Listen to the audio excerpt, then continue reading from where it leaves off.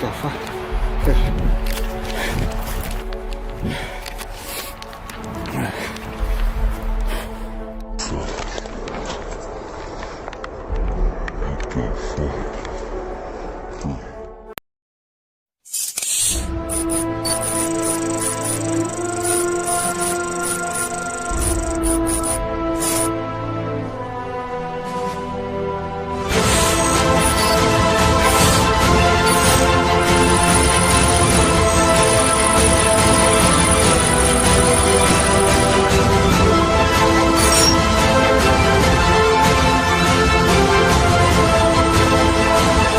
السلام عليكم ورحمة الله وبركاته. كسر دواد أصحابته كحولان كرامة channel. Welcome back بانو إذا اللي نهاي موقال عصب أو حيسي سوتا عبسيدي سيا اللي يبكي سنة وتا بروجرام يدينينا الله حريدا. فضلا كسر بير channel كاو سبسكرايب سارو أينو بلابنو موقال كنا واد مهسنتهين.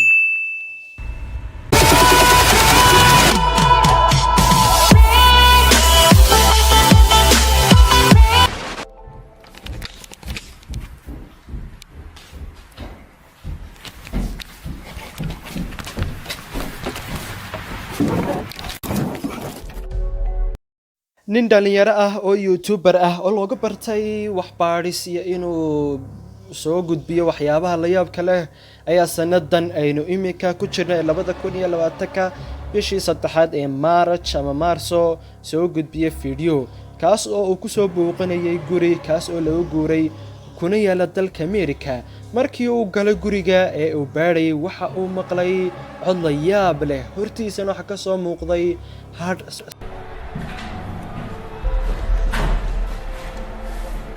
Hello?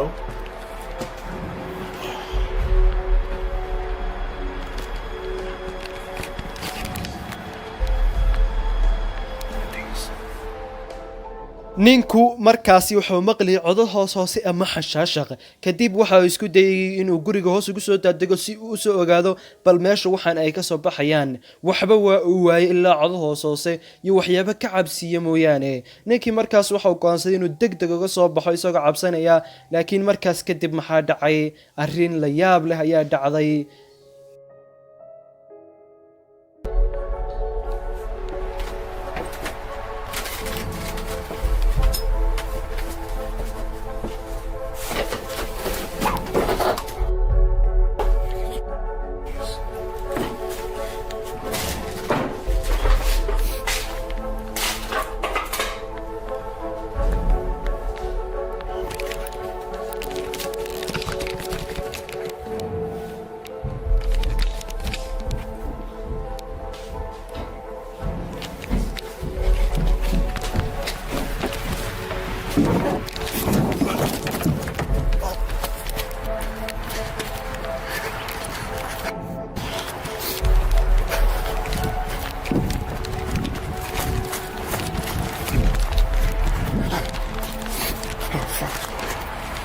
What the fuck?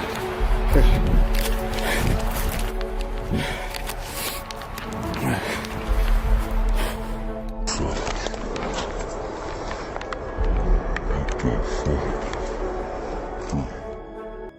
waa uu cabsaday ninkii markiiba waxa isku dayay inuu guriga ka soo baxo markii uu ka soo baxay waxa uu arkay waxaan inuu yahay nin aad u dheer kaas oo gashan dhar aad u madow lehna aragti laga cabsanayo waxaana laga yaabaa inuu yahay nin mujrim ah ama dambiile ah oo meesha ku dhumanayay laakiin uma uusan dhaweyn ninkiina meeshii waa uu ka cararay oo waa uu ka badbaaday dhibta ninkan madow.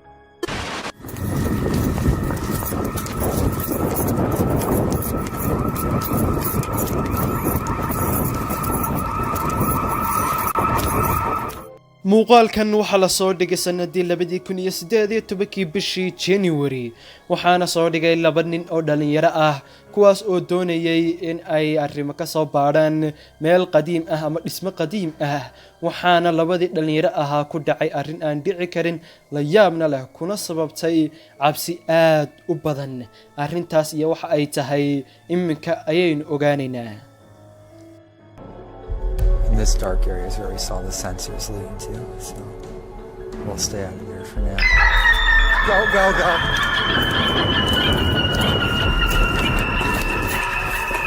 What do you do? Just walk in there? Fucked up. Run.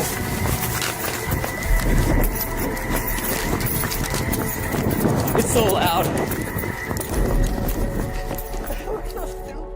markii ay meesha soo gaadheen waxaa isqabsaday qaylo aad u dheer iyo bahasha digniinta bixiso oo yana aad u qaylisay kadib waxa ay ku sababtay in ay meeshii aad uga cararaan iyaga oo naftooda la cabsanaya waxaana ay aad uga sii cabsadeen waayo meeshan aysan ahayn meel ilaashan waana meeshana waa ay ka fogaadeen intaa aanay soo gaadhin raggii ilaalinayay ama boolisku meel la isku aamini karana may noqon